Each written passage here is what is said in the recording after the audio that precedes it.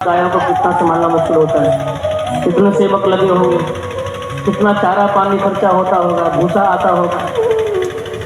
1 लाख गायों का भरण पोषण कर रहे हैं, किसकी कृपा से? माता की प्रसन्नता के कारण। माँ प्रसन्न रही, पास में रही, अपने पुत्र के आशीर्वाद दिया, उसका आनंद ले रहे हैं महाराज। तो सर्वप्रथम अपना कर्तव्य उसका निर्वाह करना चाहिए। तो धुंधकारी की मृत्यु हुई। धुंधकारी को घर के आंगन में गड्ढा करके डाल दिया और दबा के महाराज सारा धन लेकर 5 वैश्याएं निकल गए। धुंधकारी प्रेत बन गया, भूत बन गया। प्रेत बन जाने के बाद उसने जीवन में कभी किसी का भला किया नहीं, तो मरने के बाद स्वभाव कैसे बदले? प्रेत बनने के बाद भी गांव के लोगों को परेशान कर, तो धीरे धीरे आसपास के घर में लोगों ने अपने घर खाली कर दिए, बाहर जाकर बना के रहने लगे। श्राद्ध का समय आया, तर्पण करने का। श्राद्ध पक्ष आता है कुआर के महीने में, 1 पक्ष पूरा। तो गांव के लोग गए गयाजी श्राद्ध करने। गांव के लोग गयाजी में गए तो गयाजी में अनायास ही गोकर्ण जी से भेंट हो गई। गोकर्ण जी मिल गए तो गोकर्ण जी ने कहा कि सब घर में कुशल मंगल है, मेरी माँ भाई ठीक है। अरे बोले कोई नहीं रहा आपके यहाँ, आपके भाई से दुखी होकर आपकी माँ घर से निकली रात्रि में, कुएं में जाकर गिर गई, उसकी मृत्यु हो गई। और तुम्हारा भाई 5 वैश्याओं को ले आया घर में, उन सभी वैश्याओं ने उसको मार के आंगन में डाल दिया, तुम प्रेत बन गया। तब गोकर्ण जी ने बड़ी श्रद्धा पूर्वक, विनम्रता पूर्वक अपने पिता माता भाई के लिए गयाजी में सभी श्राद्ध किया, सभी श्राद्ध किया। गांव के लोग बोले गोकर्ण जी आप तो संत हैं, आप जब से गांव से गए हैं तो गांव की आभा प्रभा महाराज फीकी हो गई है, कृपा करके कभी तो अपने चरण हमारे गांव में, अपने जन्मभूमि पधारो। गोकर्ण जी ने कहा है। तो कुछ समय बाद गोकर्ण जी गांव पधारे, रात्रि में आए तो अपने घर में चले। घर में गए, अपने साथी से, अपने अंगूठे से जगह साफ करी, अपना आसन लगाया, विश्राम करने लगे। विश्राम करने लगे उसी समय ये जो प्रेत बन गया था धुंधकारी, गोकर्ण जी के सामने आ गया और भेष बदल बदल कर प्रकट होता है। कभी भेड़ बन जाए, कभी हाथी बन जाए, कभी बकरी बन जाए, कभी भैंसा बन जाए, कभी इंद्र बन जाए, कभी अग्नि बनकर प्रकट हो जाए। तो मैं निवेदन किया आपको, सच्चे अर्थों में अगर भक्ति की है, आपका मन भक्ति में रंगा है, तो भूत प्रेत आपका कुछ कर नहीं पाए। ब्रह्म राक्षस जैसे भी आपका कुछ बिगाड़ नहीं पाए। सामने आ सकते हैं, तो आते हैं ये भजनानंदियों के सामने, ये आत्माएं प्रकट होती हैं अपने कल्याण के लिए, उद्धार के लिए।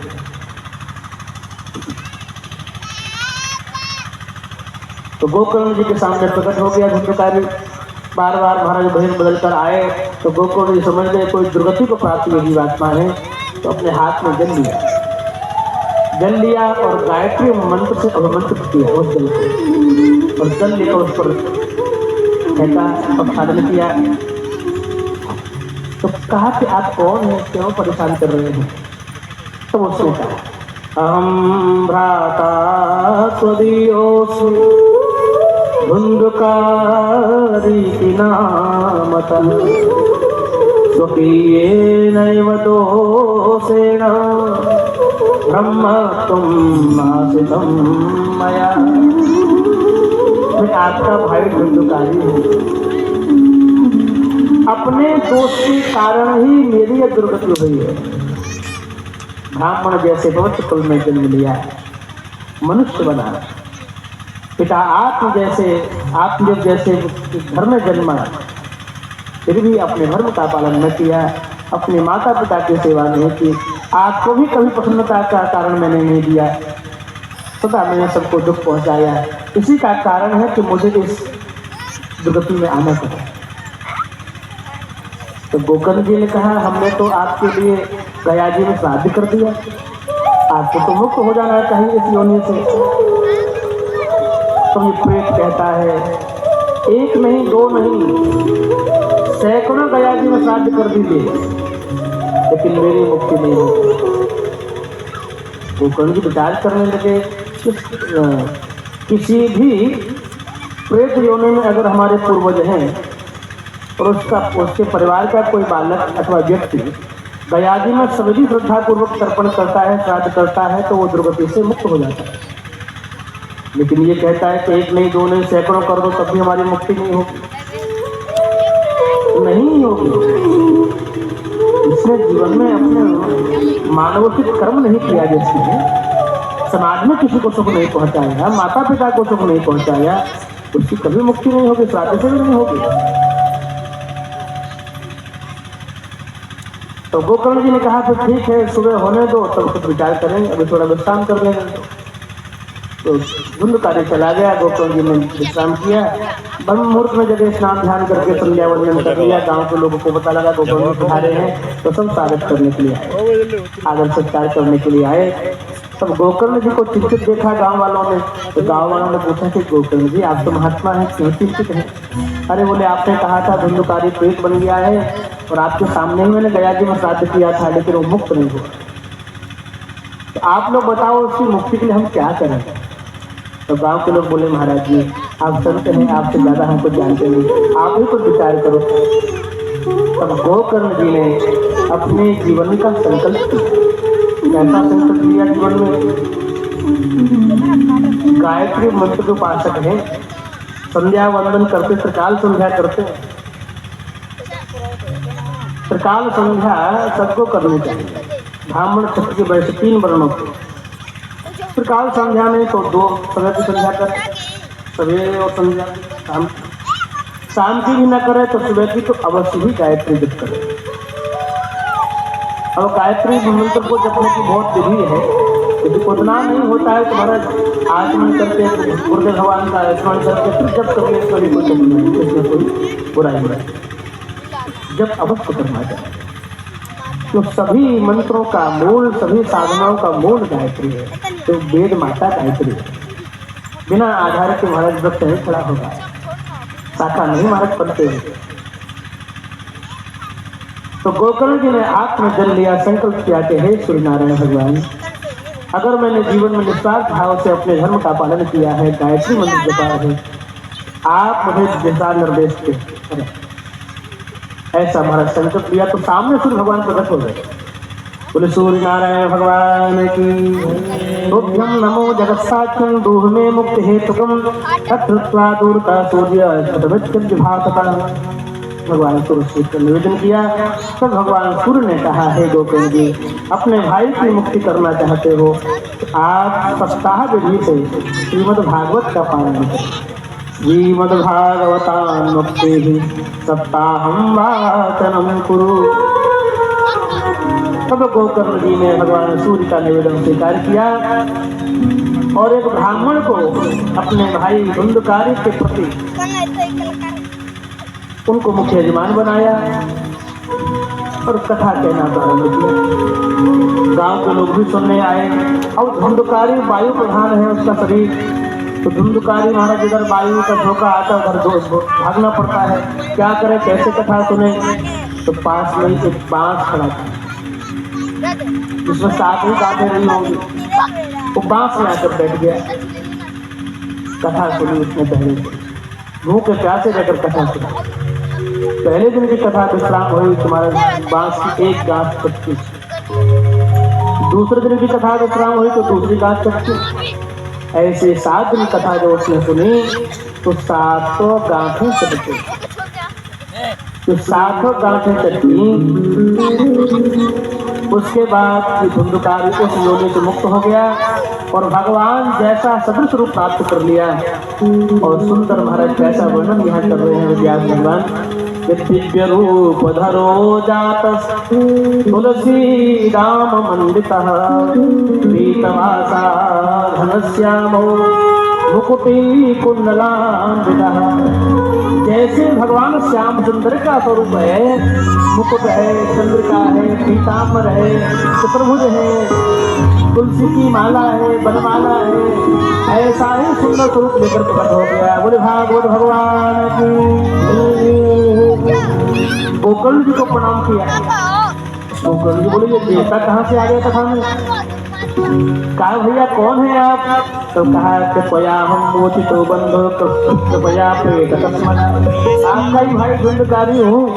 अरे तुम्हारा तो रूप रंग सब बदल गया, तुम तो भगवान जैसे लग रहे हो, कैसे हुआ सब? तो ये भगवान भागवत जी के पास धन्या भागवती वार्ता प्रेत पीड़ा विनाशिनी सप्ताहो पिता धन्य कृष्ण लोक परस्परा। धन्य है भागवत जी की महिमा को, जो भगवान श्री कृष्ण को पसंद भी करती है और भगवान गोविंद के धाम की प्राप्ति भी कराती है। पूरे भागवत भगवान की एक जगह महात्मा यही कथा कह रहे थे, प्रसंग कह रहे थे। तो यजमान बोला महाराज जी तब तो आपने बढ़िया कथा कही। कैसे? बोले फिर अब जीवन में रहते हो क्या धर्म कर्म करना, मरने के बाद भूत प्रेत बन जाएंगे। बोले फिर तो घर में कोई भागवत सुना दे जाएगा, मुक्त हो जाएंगे। अरे बोले भाई ऐसा मत करना, कोई जरूरी नहीं है कि तुम्हारे घर में गोकर्ण जैसा ही होगा और तुम धुंधकारी बन रहे हो तो तुम्हारा धुंधकारी और भी बन जाएंगे। ऐसा दूसरे के भरोसे नहीं है। एक जगह महाराज जी कथा करने गए तो पहले दिन महाराज यजमान बोला महाराज जी हाँ जी सुखदेव जी की तरह कथा मत कहना। तो क्यों? तो सुखदेव जी ने एक ही कथा कही, परीक्षित का कल्याण हो गया, भगवत धाम चला गया। बोले हम अभी नहीं जाना चाहते, अब यहीं रहना चाहते हैं। तो महाराज जी बोले भाई हम सुखदेव जी नहीं, हमें भी जल्दी नहीं कथा बंद करनी है, बहुत कथा सुनानी है। तो दूसरों के भरोसे नहीं रहना।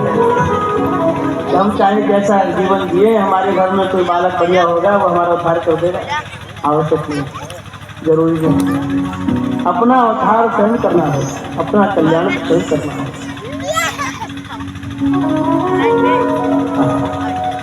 कंपन्ते सब पापाने सप्ताह श्रवणे कृते अस्माकं पुनयं सद्यः कथा तेयं कर्षते। भगवान की कथा जहाँ होती है, श्रीमद् भागवत महापुराण जहाँ विद्यमान होते हैं, वहाँ से कोसों कोसों दूर पाप भाग जाते हैं। वहाँ पाप टिकते ही नहीं, अधर्म रहता ही नहीं, कोसों दूर भाग जाता है। इसलिए कथा का खूब आदर करो, खूब प्रेम से श्रवण करो और इसे जीवन में उतारने का प्रयास करो। भागवत जी का एक सूत्र ही जीवन में उतरा तो भगवान को बहुत प्रसन्नता होगी और सहज में हम पर भगवान कृपा करेंगे। भगवत कृपा ऐसे नहीं आएगी, तो भागवत जी का कोई न कोई सूत्र जीवन में धारण करना ही करना। भागवत जी की महिमा का बखान करता हुआ धुंधकारी भगवान के द्वारा भेजे गए विमान में बैठकर जाने लगा तो गोकर्ण जी ने रोक लिया। भगवान के पार्षदों को रुका, जरा भाई एक बात सुनो हमारी। हमने को सुना था भगवान भक्त वत्सल है, शरणागत वत्सल है, भेद रहित है, अभेद है भगवान के यहाँ। तो किसी से वहाँ दुर्भाव होता नहीं, सबके समान व्यवहार होता है। लेकिन आज तो महाराज भेद दिखाई दिया भगवान की कृपा में। कैसे? इतने सोता कथा सुनने बैठे, किसी के लिए विमान नहीं आया तो धुंधकारी के विमान आया। ये भेद हुआ कि नहीं हुआ? तो भगवान के पार्षद बोले गोकर्ण जी भगवान की कथा में कोई भेद नहीं, न भगवान में न भगवान की कथा में।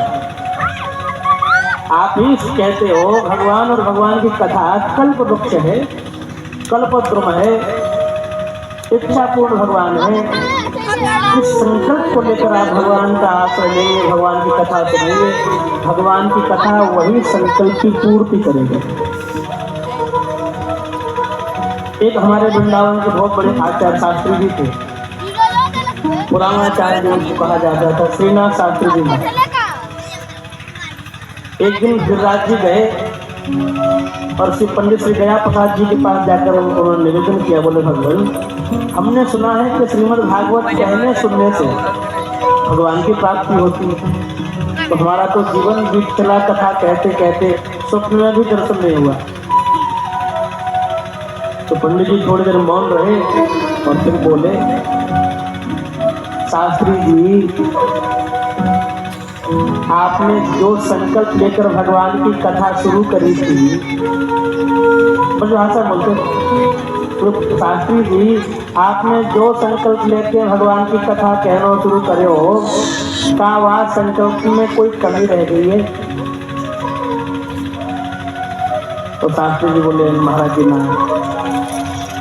तो शास्त्री जी का संकल्प क्या था? खूब कथा कहेंगे, नाम कमाएंगे, खूब पद प्रतिष्ठा प्राप्त करेंगे, खूब धनार्जन करेंगे। खूब रुपया पैसा कमाए। और आज भी महाराज वृंदावन में बड़ी बड़ी कोठियां हैं उनके बालक बड़ी मौज कर रहे हैं। तो महाराज जी बोले जो संकल्प आपने लिया था उसमें तो कोई कमी नहीं रही ना। यदि भगवान को प्राप्त करना है तो आप निष्काम भाव से भगवान को पसंद करने के लिए भगवत प्राप्ति के लिए कथा का अर्थ लीजिए, भगवान अवश्य कृपा करेंगे। तो बाद में शास्त्री जी ने पूरे जीवन भर भगवान को प्राप्त करने के लिए कथा कही और जीवन का जब विश्राम आया तो भगवत दर्शन करके ही देह प्रेरणा दिया। बोले भक्तवत्सल भगवान भगवत प्राप्ति करना है, भक्ति चाहते हो, संत सदगुरु में श्रद्धा चाहते हो तो अपने संकल्प को शुद्ध बना के रखो। भगवान और भगवान की कथा कल्प वक्त है, आप जो चाहोगे वही मिलेगा।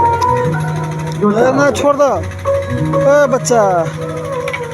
गोकर्ण जी यदि आप सबको भगवत धाम प्राप्त कराना चाहते तो फिर कथा कहो। तब गोकर्ण जी ने सावन के शुक्ल पक्ष की नवमी से कथा प्रारंभ की।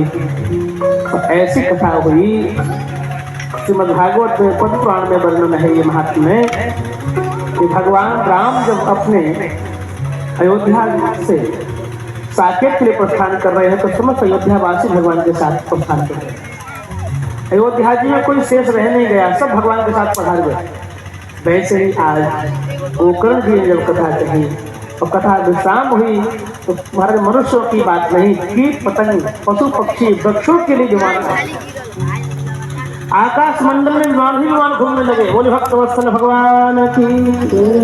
सब भगवान अपने देह से सहता में छोड़कर विमान में बैठ गए। भगवान को दया लगी, भगवान को दया लगी कि गोकर्ण जी ने 2 बार कथा कही लेकिन जो पंडित जी को दक्षिणा तो मिली। अब भाई जो कथा कहते हैं कीर्तन कर्तों को दक्षिणा भी तो मिलनी चाहिए। अब सब तो मेरे धाम आ रहे हैं तो गोकर्ण की तो दक्षिणा कौन देगा। भगवान प्रकट हो गए। बोले भक्तवत्सल भगवान गरुड़ारूढ़ होकर भगवान प्रकट हुए और गोकर्ण जी से बोले हे गोकर्ण जी आपने निष्काम भाव से सभी व्यक्तियों को मेरी प्राप्ति कराई है, मेरे धाम में भेज रहे हैं तो मैं दक्षिणा में क्या दूं, आप मांग लीजिए। गोकर्ण जी बोले भगवान आपका दर्शन हो गया, आप सबको प्राप्त हो गए, यही मेरी दक्षिणा। नहीं कुछ मांग लो। बोले मैंने जीवन में कुछ मांगा नहीं तो मुझे मांगना आता भी नहीं, क्या मांगो। तो भगवान ने कहा गोकर्ण जी संसार की सामान्य वस्तु आपके किसी काम की नहीं है, आप सदा भगवत प्रेमी रहे हो, मुझे प्रेम किया है, मेरा चिंतन वर्णन किया है, सबको मेरी प्राप्ति कराई है तो मैं ही तुम्हें दक्षिणा में दे देता हूँ। भगवान स्वयं महाराज हृदय से लग गए गोकर्ण जी के और अपने आप को समर्पित कर दिया। बोले भक्तवत्सल भगवान ये कथा कहने का आनंद है निष्काम भाव से।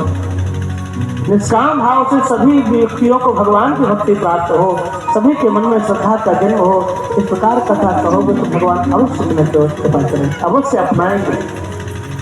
गोकर्ण जी को भगवान ने अपने आप को दक्षिणा में समर्पित कर दिया और कहा कि सबके लिए विमान आया है, तुम्हारे लिए विमान नहीं आया। क्यों नहीं आया? तुम्हारे लिए मैं गरुड़ जी को लेके आया, मेरे साथ बैठ कर पधारो। तो गरुड़ जी पर बैठा कर भगवान गोकर्ण जी को अपने धाम ले जाते हैं। बोले गोलोक बिहारी भगवान की। ये कथा का महात्म्य है, ये कथा की महिमा। व्यास जी ने बहुत थोड़ी सी महिमा गाई, इसको तो जितना कहो उतना कम है। फिर भागवत जी के कहने सुनने की थोड़ी चर्चा संपादित में की। अगर आप यजमान किसी कामना से बद्ध है, किसी कामना से युक्त है, उसको चाहिए किसी ज्योतिषी ब्राह्मण से सुंदर मुहूर्त निकलवाए और सुंदर मुहूर्त निकलवा कर शुभ दिन में किसी वक्ता को चयनित करे और वक्ता के द्वारा कथा का श्रवण करे। सुंदर पंडाल की व्यवस्था हो, आने जाने वालों को महाराज रहने सहने की सुंदर व्यवस्था हो, कथा श्रवण में किसी प्रकार का कोई कष्ट न हो, ऐसी सुंदर सुखद व्यवस्था। दूर दूर देश तक निमंत्रण पत्र भिजवाए, सबको आमंत्रित करे।